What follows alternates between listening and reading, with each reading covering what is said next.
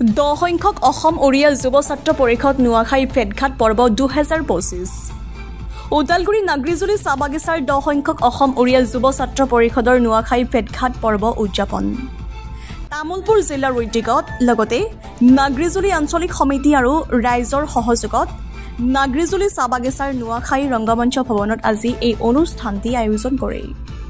এই অনুষ্ঠানটিত পুৱাৰ 8 বজাৰ পৰা পতাকা উত্তোলন, স্মৃতি তৰ্পণ, বৃক্ষৰোপণ, বাৰে বৰণীয়া সাংস্কৃতিক যাত্ৰাকে ধৰি বিভিন্ন কাৰ্যসূচী ৰূপায়ণ কৰে। কৃষিভিত্তিক উৎসৱ এই নুৱাখাই পৰ্বতীৰ ওড়িয়া জনগোষ্ঠীৰ কলা সংস্কৃতি ৰীতি নীতি বজাই ৰাখিছে আদি ডেকা গাভৰু আনন্দত মতলীয়া হৈ পৰিছে। ওড়িয়া জনগোষ্ঠীৰ লোকসকল অসমৰ বিভিন্ন প্ৰান্তৰ পৰা ওড়িয়া জনগোষ্ঠীৰ সকল সমবেত হৈ নুৱাখাই পৰ্বৰ উদযাপন কৰিবলৈ ওলাই আহিছে।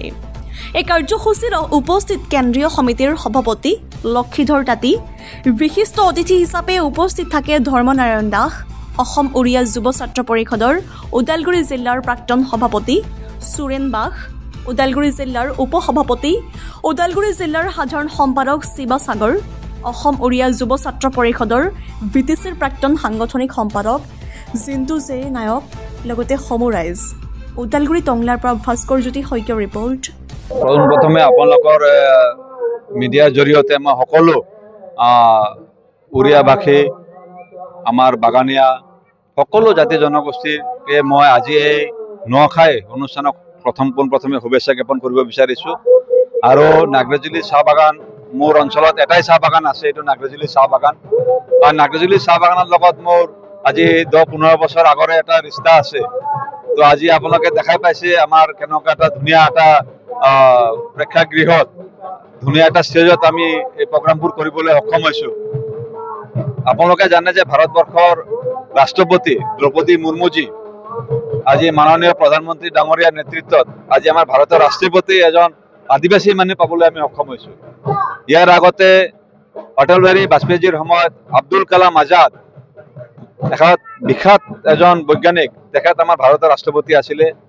তো আজি আমাৰ বিজেপিয়ে আমাৰ কলা সংস্কৃতি, আমাৰ যিটো পৰম্পৰা আছে সেইটো কেনেকৈ আমি বজাই ৰাখিব লাগে, তাৰ কাৰণে আমাৰ চৰকাৰে কাম কৰি আছে।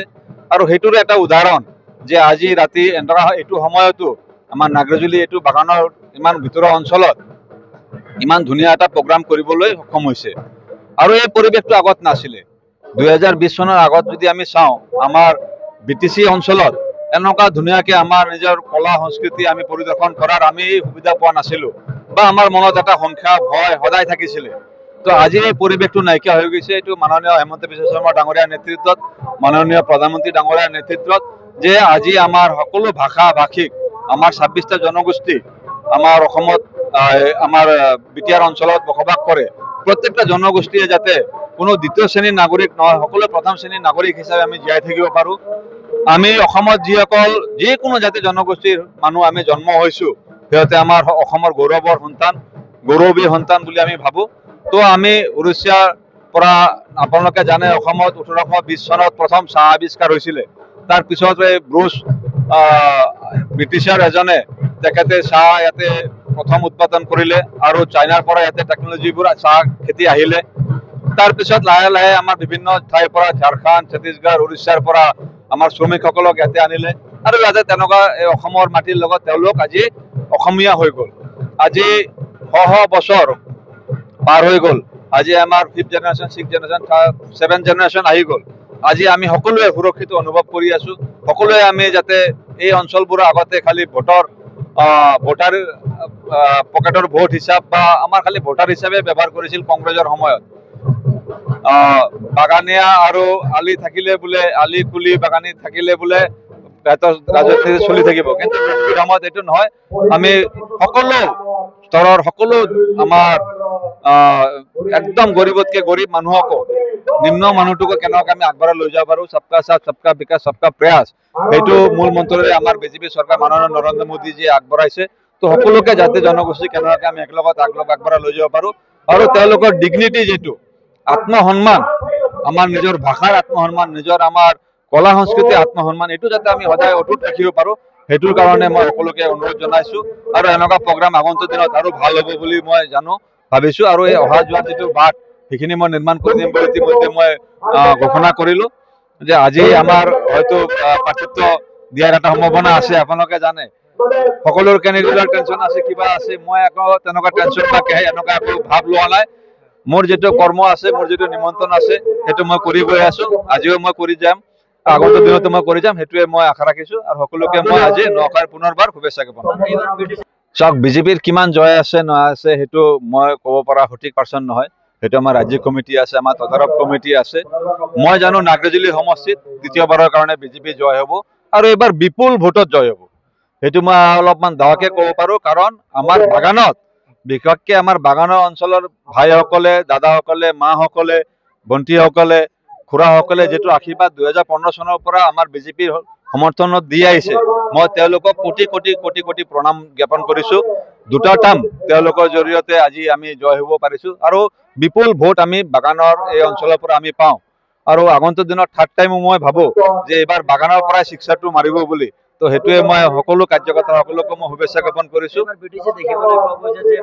পটপট আজিৰ দিনত ৰাজহ দল, আপুনি যদি বেলেগ দুটা দল ক'লা হয় মই কিবা ক'লো হয়।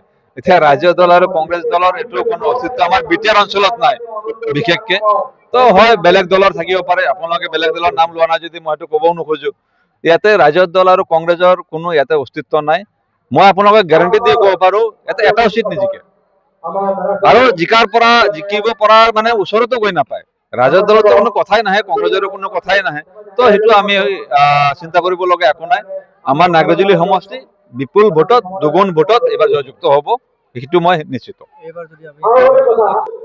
তেওঁলোকৰ ইতিমধ্যে যিমানখিনি তেওঁলোকৰ সুবিধা অসুবিধাখিনি আছিলে আমাক অৱগত কৰাইছে, তেওঁলোকে পৰ্যায়ক্ৰমে আমি কৰি কৰি আহি আছোঁ।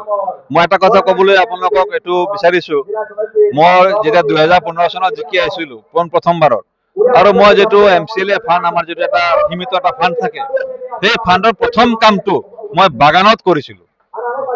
মই বাগানৰ পৰাই প্ৰথম কামটো আৰম্ভ কৰিছিলোঁ মোৰ ৰাজনৈতিক জীৱনত। তো বাগানত কিবা অসুবিধা যদি আছে, আজি 19 নম্বৰ লাইন কওক, 18 নম্বৰ যিমান লাইন কওক, সব লাইন আজি পকীকৰণ হৈছে। ইয়াৰ আগত 5 বছৰ আগত এটাও লাইন পকীকৰণ হোৱা নাছিলে। আনকি PMI ঘৰ বনোৱাৰ কাৰণে পাৰ্মিশ্যন হোৱা নাছিলে, PMI ঘৰ পাই আছে। বাগান অঞ্চলত বিশেষকৈ দিব্যাংগ মানুহ বহুত আছে, আমি পৰিলক্ষিত কৰিছোঁ। প্ৰত্যেক বছৰে এজন দিব্যাংগক মই 50,000 টকাৰ এটা চেক আৰু এটা ই-ৰিক্সা মই প্ৰদান কৰি আহিছোঁ। আগন্তুক দিনতো মই কৰি যাম। চৰকাৰে যদি এইটো কোটা আৰু বঢ়াব পাৰোঁ, তো মই বাগানত নিশ্চিতভাৱে এই দিব্যাংগ ভাই ভনীসকলৰ কাৰণে অৰুণোদয় বা বিভিন্ন এনেকুৱা আঁচনিৰ পৰা যাতে কোনো বঞ্চিত নহয়, তাৰ উপৰি ইয়াৰ ইনফ্ৰাষ্ট্ৰাকচাৰ আৰু কি লাগে, খোৱা পানীৰ ব্যৱস্থা কৰি দিলোঁ। আজি ইমান ধুনীয়া এটা মঞ্চ কৰি দিলোঁ। এটা আমাৰ জগন্নাথ আমাৰ অডিটৰিয়াম হল এটা হৈ গ'ল।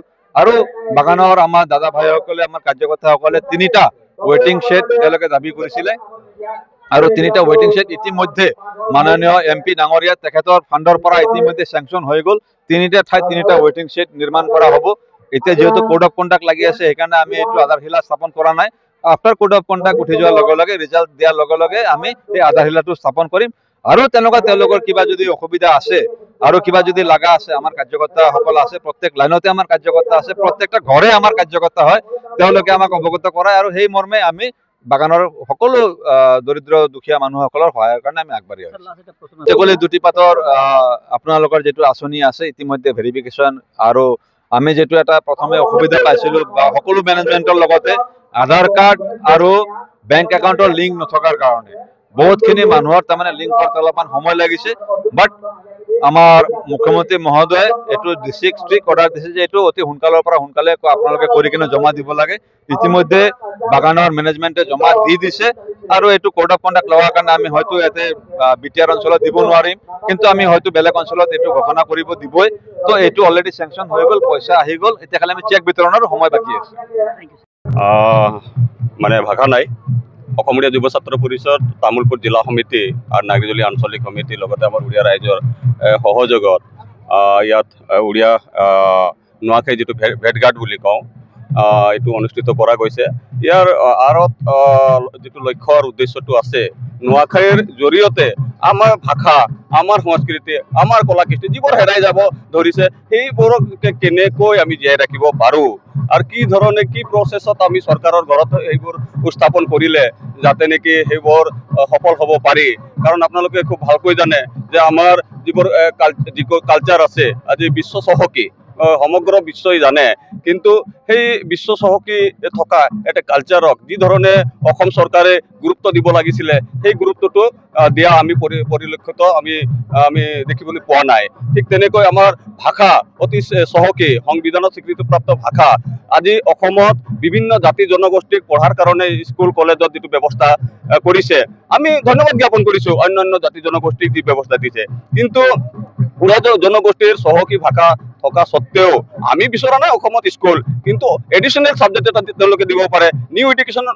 এডুকেশ্যন যিটো পলিচিৰ ভিতৰত থাকিও ব্যৱস্থা কৰিব পাৰে আমি বহুবাৰ আমি চৰকাৰক দাবী জনাইছো যে উড়িয়া ভাষাটো যাতে নেকি আমাৰ নেক্সট জেনেৰেশ্যন পাহৰি নাযায় তাৰ কাৰণে স্কুল কলেজত এটা ব্যৱস্থা কৰক অন্তৰ্ভুক্ত কৰাৰ এটা ব্যৱস্থা কৰক চৰকাৰে বাৰে বাৰে কৈ আছে হ'ব কিন্তু আজিলৈকে তেওঁলোকে কৰা নাই আজি কিছুদিন আগতে আমি দেখিবলৈ পাইছো যে ৬-৭টা জাতি জনগোষ্ঠীৰ মানে ভাষাত মানে তেওঁলোকে নিজৰ ভাষা যাতে পঢ়িব পাৰে সেই ব্যৱস্থাটো কৰিছে যদি চৰকাৰৰ সদিচ্ছা থাকিল হয় উড়িয়া জনগোষ্ঠীৰ তাত অন্তৰ্ভুক্ত কৰিব পাৰিলে হয় গতিকে চৰকাৰে কৈ আছে এটা কৰি আছে এটা আৰু ইয়াত আমি ক'ব নালাগে কিন্তু অপ্ৰিহলো সঁচা কথা যে অসম চৰকাৰ বা ডক্টৰ হিমন্ত বিশ্ব শৰ্মা ডাঙৰীয়া তেখেতে ভাষাৰ ক্ষেত্ৰত কৈ আছে যে হ'ব কিন্তু আজি দেখিবলৈ পাইছো আন এটা বিষয় যে তেখেতে উৰিষ্যাৰ এটা নিউজ চেনেলত স্পষ্টকৈ কৈছে যে ৫০০টা জগন্নাথ মন্দিৰ অসমত বনাবলৈ গৈ আছো বুলি ফালে আমি ধন্যবাদ জ্ঞাপন কৰিছো আবেগ অনুভূতি ইয়াত জড়িত আছে কিন্তু তাত আমি দেখিবলৈ পালো জগন্নাথ মন্দিৰ বা ভৱনৰ ঠাইত ইয়াত এটা মানে ট্ৰেইনিং চেণ্টাৰ হে মানে কৰা আমি দেখিবলৈ পাইছো যদি জগন্নাথ মন্দিৰ হয় তেনেহলে জগন্নাথ মন্দিৰৰ ভিতৰত কেতিয়াও লেট্ৰিন বাথৰুম এটাচ নাথাকে কাৰণ মন্দিৰৰ ভিতৰত এইটো নাথাকে গতিকে মন্দিৰ যদি আপুনি কৈছে মন্দিৰ কৰক তাত আপুনি মানে স্কিল ডেভেলপমেণ্ট ট্ৰেইনিং চেণ্টাৰ কৰিব নালাগে কাৰণ ভগৱানক লৈ ফালে ইয়াত ৰাজনীতি কৰাটো উচিত বুলি আমি নাভাবো ঠিক তেনেকৈ আৰু বহুত তেনেকুৱা ব্যৱস্থা আছে যিটো নেকি আমি চৰকাৰক দৃষ্টিগোচৰ কৰি আছো বাৰে 28 তাৰিখত চৰকাৰী বন্ধৰ কথা যিটো সীমিত বন্ধৰ কথা ঘোষণা কৰা গৈছিল কিন্তু আমি ভালকৈ দেখাব নাপালো যে চৰকাৰৰ যিটো গেজেটেড নটিফিকেশ্যন 2 এদিন আগতে প্ৰকাশ হ'ব লাগে কাৰণ বিটিসি গভৰ্ণমেণ্টে তেওঁলোকৰ ৰেষ্ট্ৰিক্টেড হলিডে দিলে কিন্তু 2 এদিন আগতে তেওঁলোকে নটিফিকেশ্যন জাৰি কৰিলে কিন্তু অসম চৰকাৰে সেইটো কৰা আমি দেখিবলৈ নাপালো গতিকে আমি আহ্বান জনাইছো যাতে নেকি বিজেপি চৰকাৰে আগন্তুক দিনত যাতে নেকি আজি নোয়াখাইৰ দিনটোত যাতে নেকি আমাৰ যে চাহ বাগিচাবোৰত যিসকল আমাৰ মা ভাই ভনী জড়িত আছে তেখেতসকলক যাতে ছুটি হাজিৰা যাতে নেকি বন্ধ দিয়ে তাকে আমি কামনা কৰিছো আৰু আজিৰ এই সেগতে আমি বিটিসিৰ সন্মানীয় চিফ প্ৰমোদ বড়ো ডাঙৰীয়াক অশেষ ধন্যবাদ জ্ঞাপন কৰিছো যে তেখেতে আমাক যেটো কথা দিছিলে যে নোয়াখাই ৰংগমঞ্চ এটা দিম বুলি ফালে তেখেতে দিলে অসমৰ ভিতৰত প্ৰথম আৰু আজি তাত আমি অনুষ্ঠিত কৰিবলৈ পাইছো নোয়াখাই ভেটঘাট বহুত দিছে নোয়াখাই ৰিচাৰ্চ চেণ্টাৰ দিছে নোয়াখাই হলিডে দিছে আৰু উড়িয়া জনগোষ্ঠীৰ কাৰণে হুকিয়াকৈ ভিজন ডকুমেণ্টছ কৰিছে আকৌ মানে যেটো ডিকশনাৰী যেটো ওয়াৰ্ড বুকস হৈছে 18টা জাতি জনগোষ্ঠীক লৈ পেলে তাতো উড়িয়া জনগোষ্ঠীৰ বিষয়টো অন্তৰ্ভুক্ত আছে